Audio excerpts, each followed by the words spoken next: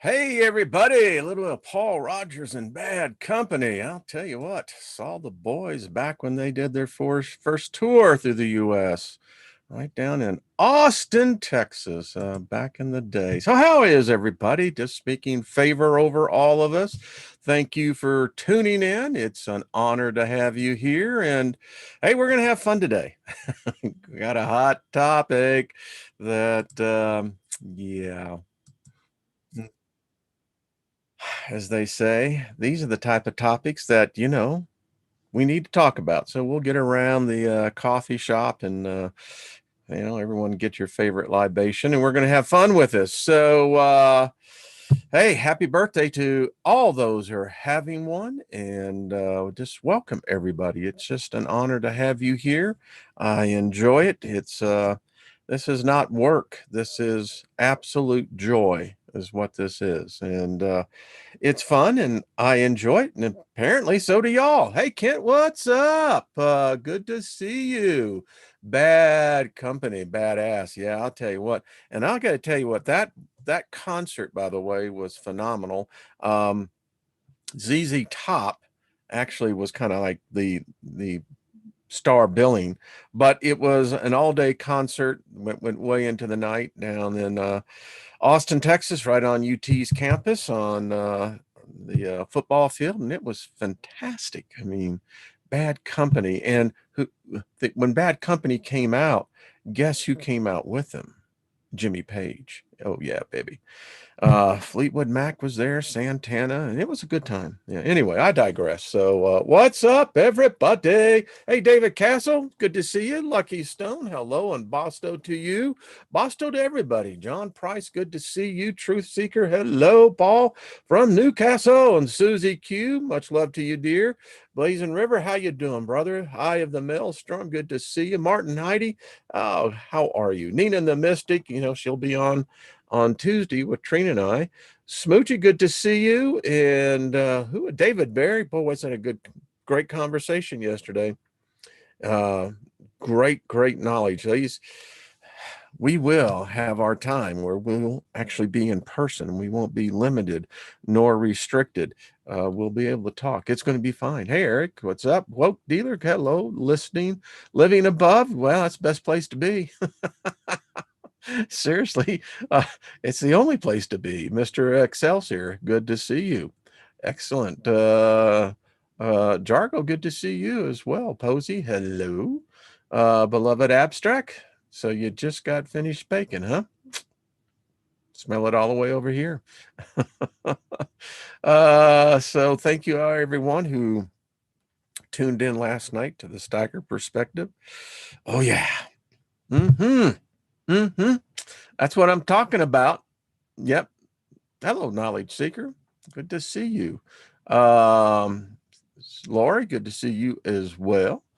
So, these are the type of things that we are dealing with in the 21st century. We're supposed to be at a peak, I guess, of some sort. I'm not sure exactly what that is, but they say we marvel in our technology, and yet technology has not united us. To a certain degree, it's brought us together, but I don't know about united. There seems to be a lot of tension. I think a lot of misconceptions, and it has led to us to the arena of chaos. I mean, you thought you had the rules, but when you walk out onto the arena floor, those rules no longer apply. And it's difficult sometimes for all of us to get our bearings. Where do you find the balance? And the great thing about those of us who are at this point in our life's journey, we have the opportunity to look back at a time before technology was really the dominant master. Today, mankind is subservient to his own God. And that's what we've done. But lots of good people in here. Just welcome everybody. If I haven't acknowledged you, Zigzagzilla, what's up? Saturn has returned the raindrops. Yep. Anyway, so where's Maxwell Smart when you need him? I'm telling you, exactly. Because the agents for chaos are everywhere, and but it is an opportunity to really to look at an issue. And racism today, it seems to be the word catch-all phrase for everything, and it's real interesting to see um, the origins of this. If racism exists, and we're about to really discuss this from a, we're going to look at an esoteric, intellectual, um, theological, philosophical points of view. And by doing that, we can begin to hopefully get our arms around this, because the history that we are taught today is not the history that actually was. History has been altered numerous times. We don't know what the original history looks like. I think men and women of foresight, excuse me, from past times, maybe even time travelers who saw this day of chaos coming. And I have no doubt that time will be conquered, as all things in this dimension will be eventually. Eventually. But anyway, the conquest of time will be probably one of the crowning achievements of man, if man survives. I don't know what man will become. We're sapiens, they say, which means, wise. I don't know if that's so true. But nevertheless, we find ourselves in the midst of this upheaval in society over issues that, well, I was a protester back in 1970, 71. The Vietnam War was going strong. Uh, Government it was corrupted. There was corruption everywhere. It was payola. It seemed like the Kabbalah crime syndicates ran the country. There were shortages. Inflation was high. There was protest in the streets. There were cities that were on fire. This was what I grew up in. I mean, the late 60s, the South was on fire. And I sit here today, a half century later, and I don't see any difference. Um, but let me retract that. The difference that I think that we've talked about this before, that what we had going for us in the late 60s and the 70s, and in the midst of all this turmoil, we had this thing called rock and roll. I mean, I come out of a state home for abused children. My roommates, the kids that I was in the cottage with at Burnett Balin, we were all different colors, but we didn't see each other that way. What we saw were the bruises. What we saw were the broken bones. What we saw were the broken spirits of other children. And I guess that gives me an advantage to talk about this subject, because I don't know too many other people who lived in state homes for abused children.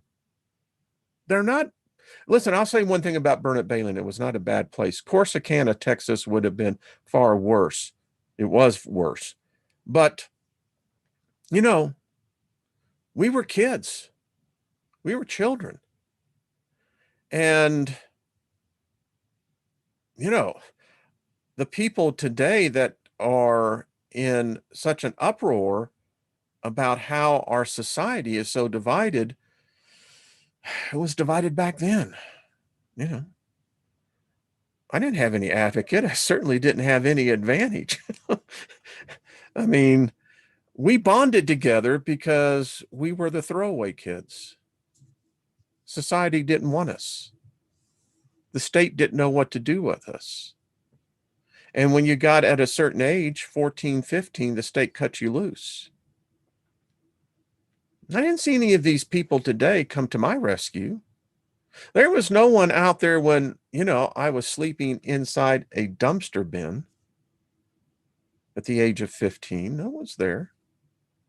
And so I can look at this from a perspective I think that needs to be discussed, because there's obviously an issue here.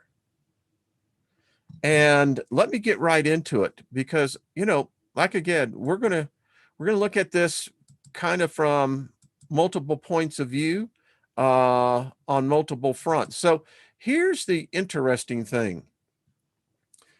The whole word racism is, and racist is, it's a non-word. Excuse me. It's a non-word. Racism and racist appears to be words of recent origin, with no citations currently known that would suggest these words were in use prior, now get this, folks, to the early 20th century. So that implication is that in the modern era, there's been 2,000 years where this word doesn't even have a correlation word to it. And I find that really bizarre. We have a word here that there is no text in any other language, any early language, Greek, that has a similar definition. But the fact that the words are fairly new does not prove that the concept of racism does not exist in the distant past. We know by the terms we use today, it did. Dictionaries are often treated as the final arbiter in arguments over a word's meaning, but they are not always well suited for settling disputes. The lexicographer role is to explain how words are or have been actually used, not how some may feel that they should be used. And they say nothing about the intrinsic nature of the thing named or described by a word, much less the significance it may have for individuals. Now, this is a rational conversation that should be out there, but it's not. And, you have your own point of view, but I find it interesting that we're dealing with a word that has no syntax in any other language. But yet it's used very often today with frequency, it appears. Isn't this interesting? I mean, it's one of those things that you go, never knew that. Nor did I. This is what I love about this group. This is where this channel exists, is the knowledge. I mean, I can assure you, everyone listening, you have more knowledge on this than virtually 99.9% of the general population. So, having said that, let's look at something that is a common denominator. The modern definition of racism is defined as, and this is from Merriam-Webster's and from the Oxford Dictionary, a belief that race is a fundamental determinant of human traits and capacities, and that racial differences produce an inherent superiority of a particular race. Okay? Second, the belief that different races possess distinct characteristics, abilities, or qualities, especially so as to distinguish them as inferior or superior to one another. Well, we could just have a discussion on this one for hours. Third, prejudice, discrimination, antagonism, directed against a person or people on the basis of their beliefs. This includes religion, politics, color of skin, sex, etc.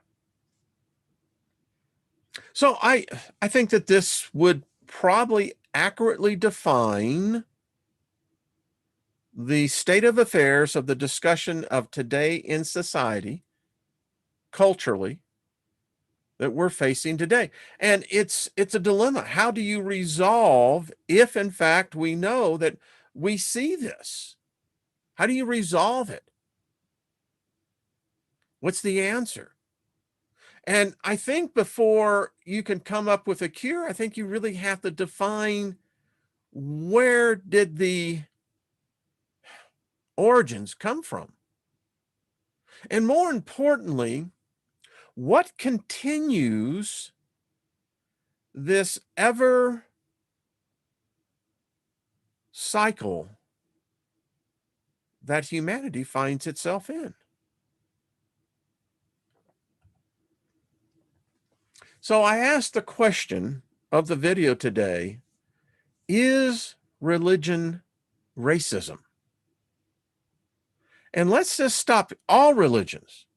Organized religions, the big religions, the small religions, the in-between religions, the up religions, the down religions, the right religions, the left religion. You know what I'm talking about.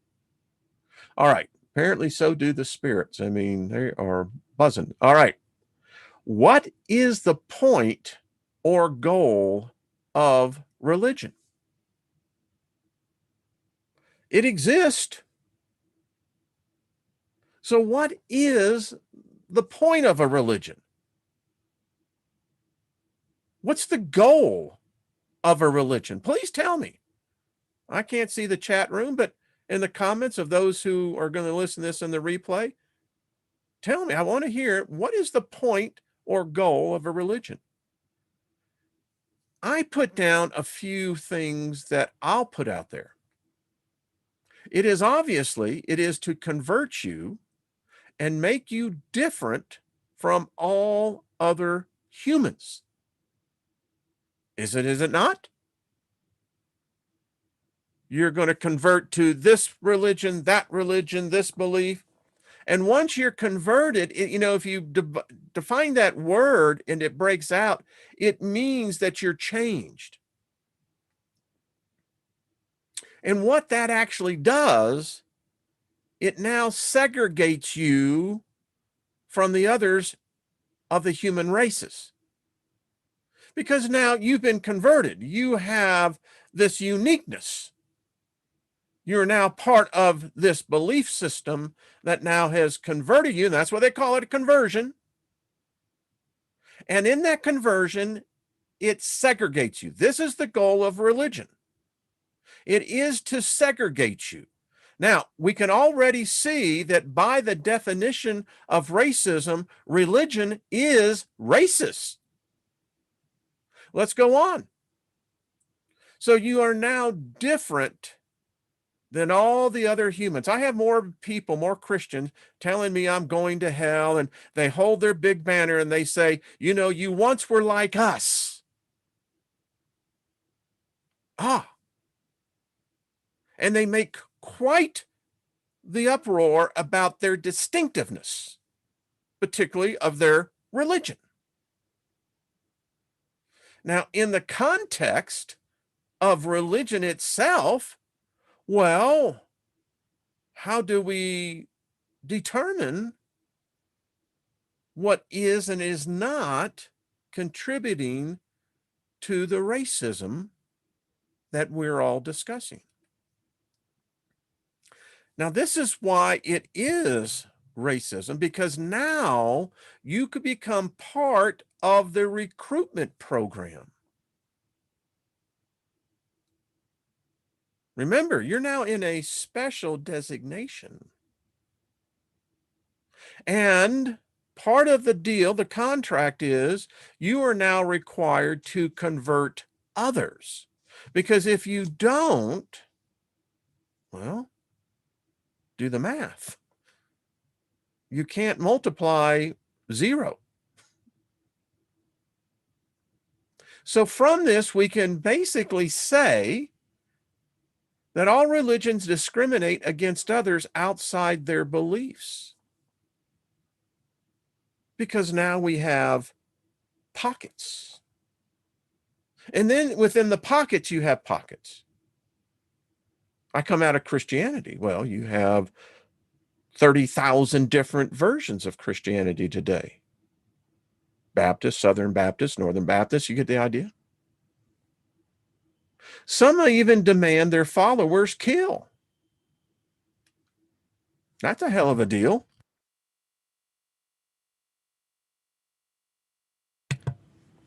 Others' beliefs are not tolerated. You don't associate with those people. We don't associate with those kind. Heard that all my life. And then it starts getting down to some fundamental basics here. You have white light. You have black light. What's the connotation of intent here? White is associated with good. Black is associated with bad.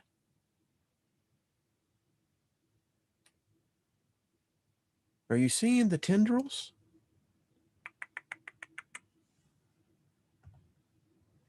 So let's get in some real specifics now. God. We had the discussion, is God gay? Is God heterosexual? Is God sexual? But now let's get into this thing, because obviously we're talking about Homo sapiens sapiens, the genuses of the sapiens sapiens in their subcategories, meaning the races. So according to the Bible, that God created humans in his image. So what color was his image? Then that leads into the next question. What color was Adam? Eve? Cain? Abel? Seth?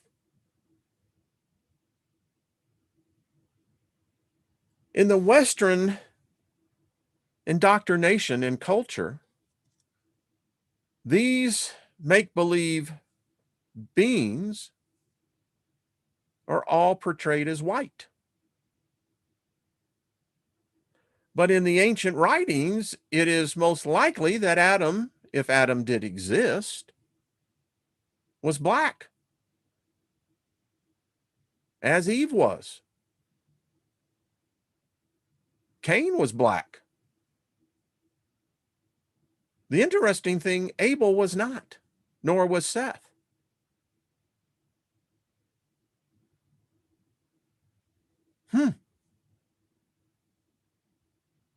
So there's been a deliberate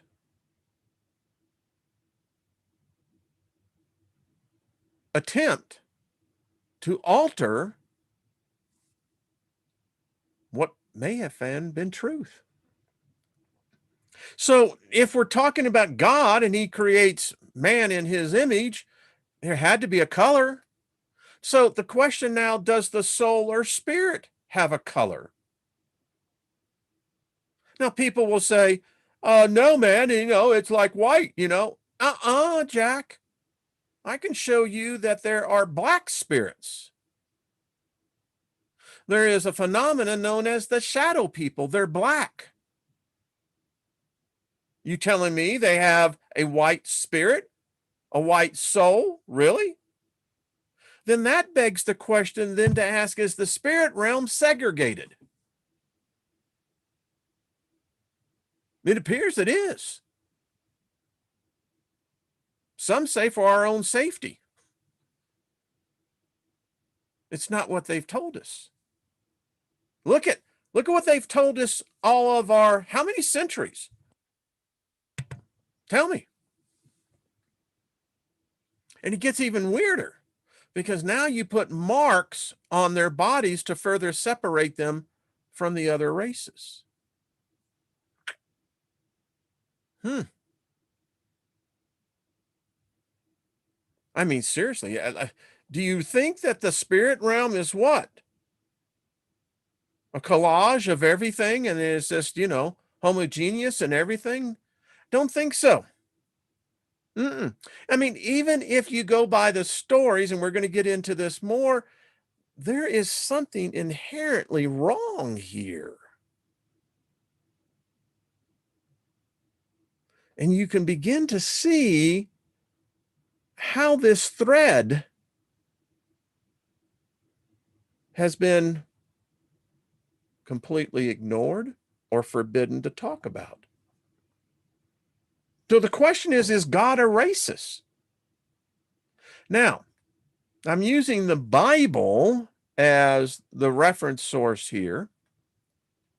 It says that God said to the Hebrews, the children of Israel, that they were his chosen race, his chosen people. By this, it would say that, yes, God is a racist. This God is a racist in its truest nature. He separated a distinct, in fact, he says that the Jewish race is his creation. And throughout the Old Testament, it tells a story of a racist God that only dealt with his chosen people, his chosen race. All other races, all other peoples of humanity was shunned.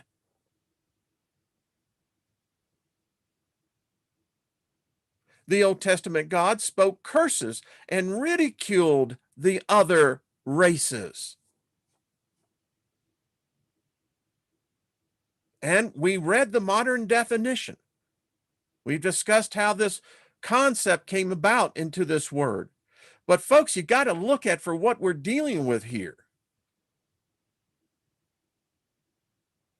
And all of this, go to the Old Testament. It's replete.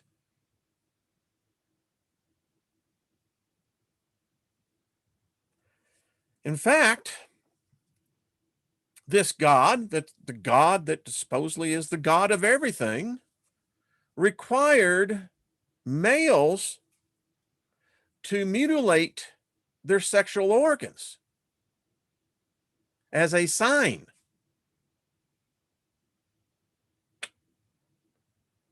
And all others were rejected.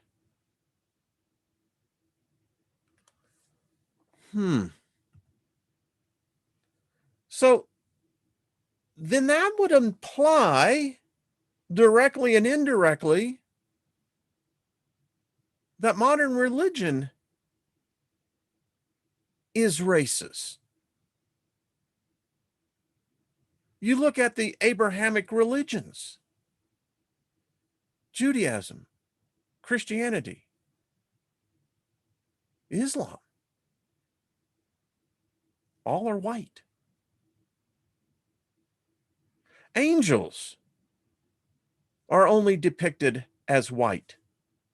Demons are projected as portrayed as black. If you look at the black religions that have been in existence we know by this, the anthropological record, man came out of its origins out of the southeast of Africa in the gold mines. The black religions have been shunned by the white religions. Jesus is portrayed as white. Satan and Lucifer are portrayed as white. And get this, in some cases, again, Satan is portrayed as black. But here's the reality. If Jesus did exist, he was definitely not white. He was not Aryan, as they would say. He would definitely be of dark skin. But see, that doesn't go for the narrative. And look what I've done. I've just simply listed just a couple of key points. But in this, you cannot say that this isn't divisive in its very foundation. Everything here is and could be defined as racist, racism. The only way there's any unity is that you have to join one of their clubs. And then that's a segregation.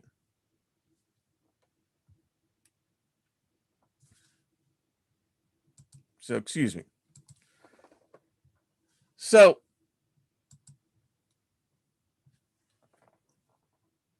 I mean, you're intelligent. I'm just looking at something that is so taboo again, because it's not supposed to, because this is offensive. It's sacrilegious. This is heresy. No, it's not. It's a problem for our society. And if we can't be mature enough of an intellectual maturity to say, then what the hell's going on here? This is not pretend. And folks, the only guilty party that I see here is religion. The very concept of religion is racist. There's no unity. There's no love. They talk about love. There is no love. You can't have love when you segregate, when you divide, when you classify. Hey, Regina, what's up?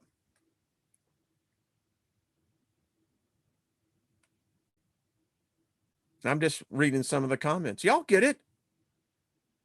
And why we can't move this conversation out into the mainstream, because you know what? It needs to be discussed. We go by the illusion of the sanctity of religion, right? You know, everyone's got their religious beef, Steiger. You can't be going against that. Well, yes, I can.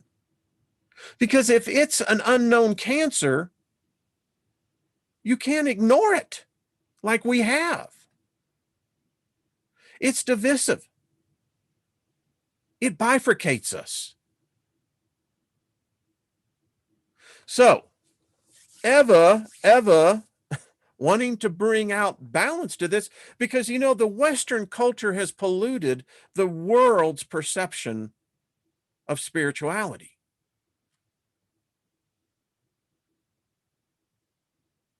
It keeps them looking outwards. Yes, David, Barry, absolutely not inwards. This is what it does.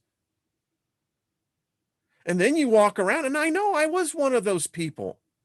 I walked around with my Bible as a weapon, not as a offering, because I was born again, filled with the Holy Spirit, with the evidence of speaking in tongues. How dare you try to become my equal? The self-righteousness was sickening. And self-righteousness is racism. By the definitions, folks, by the definition. So let's see maybe a different point of view that history might be able to give us. This is a document called The Black God and the Ancient Mysteries, or Why is Vishnu Dark Blue? Now, it's always been a mystery about this culture that predates any Jew, any Hebrew, any Bible, predates even the Sumerians. And it's real interesting when you begin to look at what has been altered. So we're talking about the religious texts of ancient East and India and their hieroglyphic writings of the ancient Kemet, Egypt, the cuneiform writings of an ancient Sumer, Chaldea, Mesopotamia, and the Sanskrit writings of an ancient India recorded the history of God as a divine black man. According to these texts, God was originally a luminous, formless essence hidden within a primordial, substantive darkness called waters. At some point, this divine luminosity concentrated itself within the darkness and produced the atom, or first particle of distinct matter, the golden egg of ancient myth. From this first atom, atom, by the way, for those that are just listening, there emerged many atoms, which the God used to build up his own luminous body. This body was anthropomorphic, and thus this God was the first man in existence, a self-created man. This was a brilliantly luminous man, represented by the so-called sun gods of ancient myth. Indeed, the sun in the sky was said to be only a sign of the luminous anthropomorphic body of the creator God. This God initial attempts at creation proved unsuccessful, as the brilliant luminosity of the divine form scorched material creation. As a solution, the God veiled his luminosity with a body made from the same primordial dark substance from which he initially emerged. This divine black body refracted the divine light as it passed through the hair pores covering the body. This black body is therefore referred to in later literature as God's shadow, as it shades creation from the scorching heat of the sun or luminous body of God. As the light passed through the hair pores of this divine black body, it produced a dark blue iridescent or glow. The ancients symbolized this visual effect by the semi-precious stone sapphire or lapis lazuli, which was a dark blue stone with golden speckles throughout. The god's body at this stage was thus depicted dark blue and said to be made of sapphire and lapis lazuli. Veiled in this blue black body, the god successfully produced the material cosmos. The creator gods of ancient myth were thus often painted dark blue. Animals were used by the ancients to produce or symbolize various characteristics or attributes of the gods. The so-called attributed animal of this black body creator god was the black bovine, usually a bull. The bull symbolized the strength and fecundity of the creator god. It also associated the god with the primordial dark waters, which the bull was believed to personify. As the god's black body was made from this primordial darkness, the black hide of the bull represented the black skin of the creator God. This black body of God, symbolized by the black bull, was the center of the mystery of God in the ancient mystery systems. In ancient Kemet or Egypt, for example, the greatest mystery concerned the union of the sun god and the luminous body of God with the dark god Osiris, the personification of the divine black beauty. Whoa. In part two, it's the black god of antiquity. We have found the black complexion or something relating to it whenever we have approached the origin of nations. The alma mater, the goddess Multimaia, the founders of the oracles, the Memon, the first idols, were always black. Venus, Jupiter, Apollo, Bacchus, Hercules, Ashtaroth, Ananias, Horus, Apis, Osiris, and Ammon, in short, all these deities were black. They remained as they were first in the very ancient times.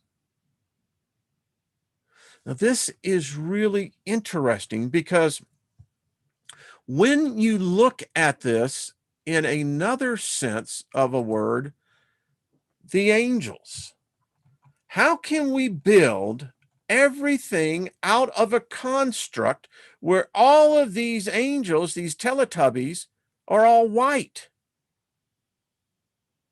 There's it's difficult to find any depiction of God as black. Now, it gets, and I'm going to step out of here for a second.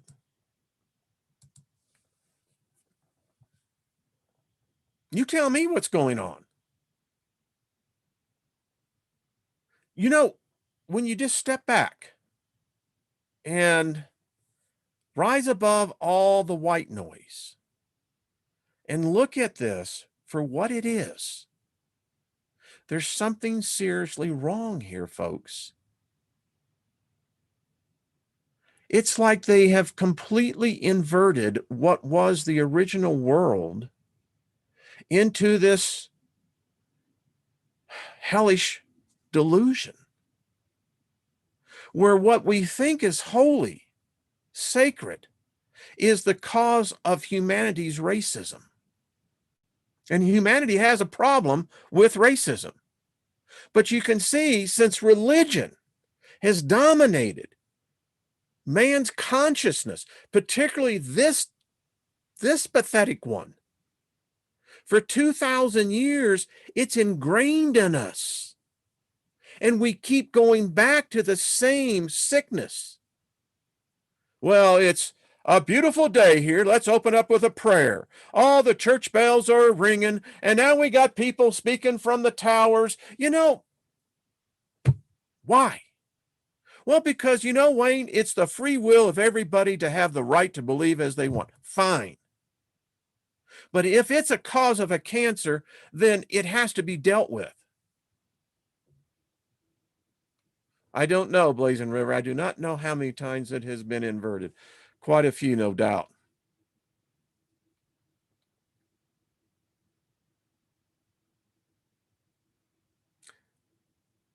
Who is that? Nala Parkinson? Yeah, you're absolutely right. Do you see how this thing, it's insidious. It covers everything. As I've told you before, this God of this realm is not the original. If there is, well, the original would not be white. It would be of the essence from where it came from. It would be black. But it's so bizarro because we teach the kids in Sunday school that Jesus is this white dude and God is some old white dude with white hair and a white beard sitting on a throne. You know, that's the image that is, and it's pathetic.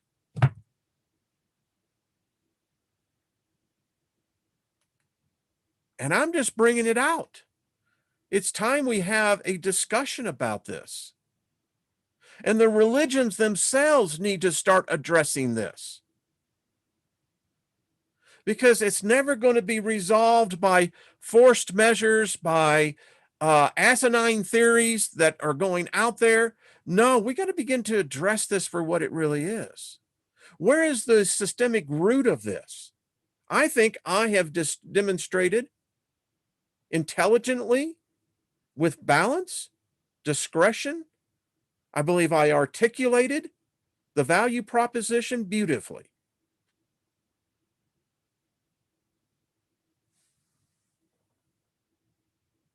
So, how does it begin to change? Listen, this is a problem even in the New Age community. It's a problem in the magic community. It's a problem in Wicca. It's a problem in the, metaphysical. Oh, we want to say that we're ascended that, but you can't do that.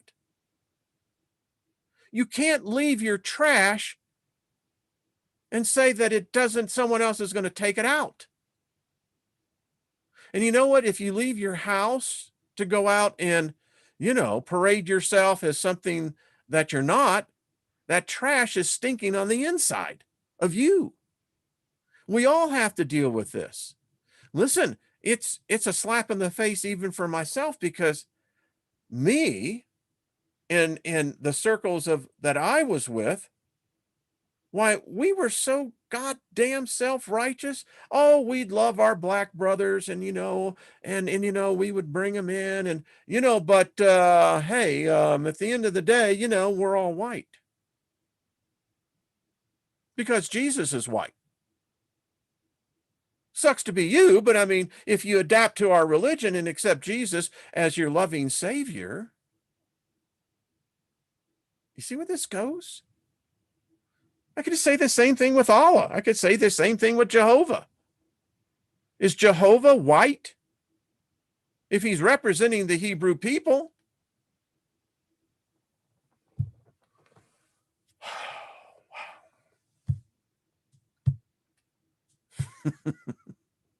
I love you all, man. I mean, there's not a whole lot of places where you can actually go and have this discussion. You know what I'm saying? I mean, yeah.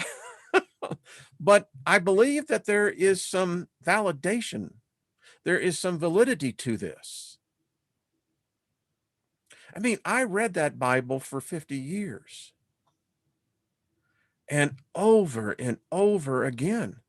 We read in the document of the chronological timeline where, it was Philip, the Cyrene, that actually was crucified. He was black. Did you know that? In the story that they changed in the Gospels, where he carried the cross, he's a black man. And if the story may be in fact true, stop clouding the issue with facts. I know, hell of a thing, isn't it? So if the story is true, then they crucified a black man. Well, it changes the whole narrative, folks, across the board.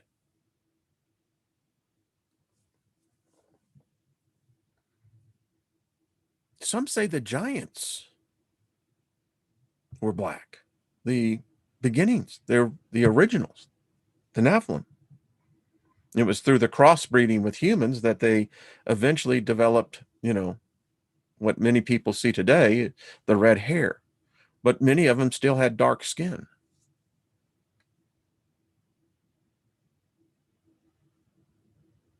I love this group. Just the chat room alone is worth the price of admission. So, I believe that if this discussion could get out into more of the mainstream, the intellectuals, because it is, it's a sacred cow. You don't be pissing on religion, Wayne. That's just going to piss them off. But I can't help but not think, well, I think you got some, responsibility in this equation. Yeah. And again, I ask, what color is Jesus? Is Jesus a white dude or is he a black dude? And don't go and tell me that, well, he's not none of them. No, no, no, no. The dude walked. I mean, listen, thank you, Big Al. I don't know. I mean, come on. And so now you go through all Europe and all the chapels and all the stained glass and the Sistine Chapel and all that. It's all a white dude.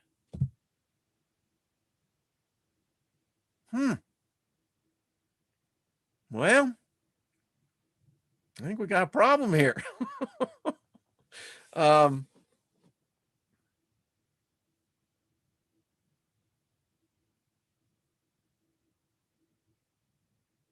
oh, y'all are really good. I'm reading some of the comments and now I'm getting a little distracted. But anyway, it's Friday. Why not?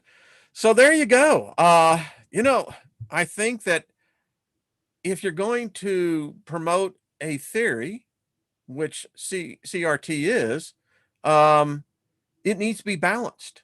If you're an intellectual and you come out of intellectualism, meaning universities, and if you have a PhD, then you have to be intellectually honest and bring out the other side of the equation. This is not just an issue of humanity. No, I believe humanity, in our basic essences, we are love. We love being around people. We love diversity. It has been. Now, if you look at the anthropological record, you look at the fact that many times it was survival why people would group together. And if an outside group tried to come in, well, you were taking our resources. I mean, that could be defined as a form of racism. But I think we can all say that if that is instinctively a part of us, well, we can adapt ourselves, and we do.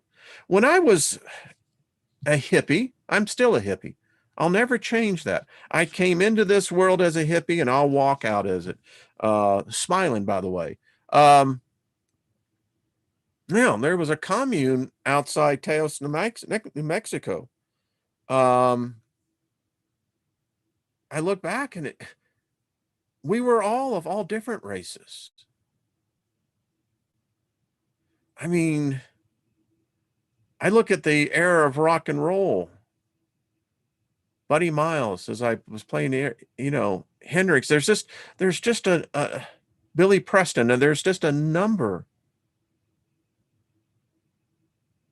of people that I can think of, dark skin, that I loved. Man, I grew up on Motown.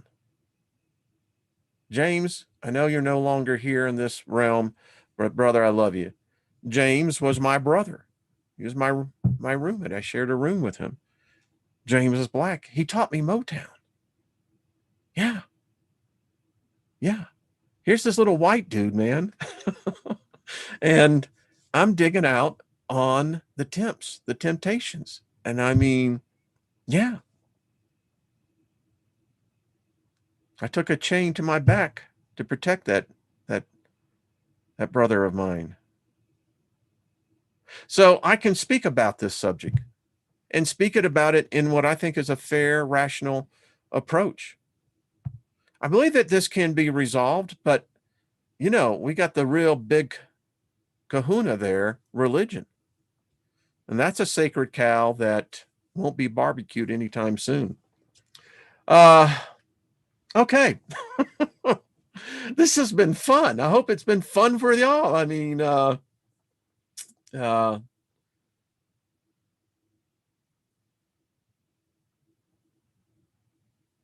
yeah, a lot of people really getting this. Yeah. Blazing River, I think you're right. Rock and roll will save us again.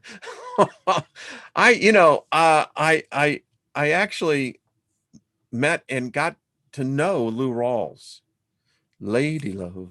Yeah, that man had soul, man. I mean, he did. I had the privilege of meeting BB King, and I mean, when I got to shake his hand, I mean, there was a contact there because I love BB King. I mean, I saw him and Bo Diddley play a concert in Knoxville, Tennessee. Anyway, okay. You know, folks, we love one another. And I don't know what the color of my soul is, but I hope it's love. Love is a color. And I know that my soul has favor. It has the color of favor. And that transcends the white light, the black light. And I think that that's what attracts us on the other side. There'll be many spirits of many different kinds and origins, but I believe our frequency will draw us together. And I think that that's the natural hierarchy over there. It's just my opinion. I don't know. Thank you, Zigzag. Thank you.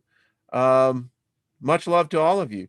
Like I said, I think I really approached this with respect, with dignity, and articulated it in a manner that was respectful of, I think, of the institution of religion itself. But I got a problem now with religion. Oh, I've always had a problem with it. Just in the last 10 years has it really come out. Well, thank you, Amy. Much love to you as well.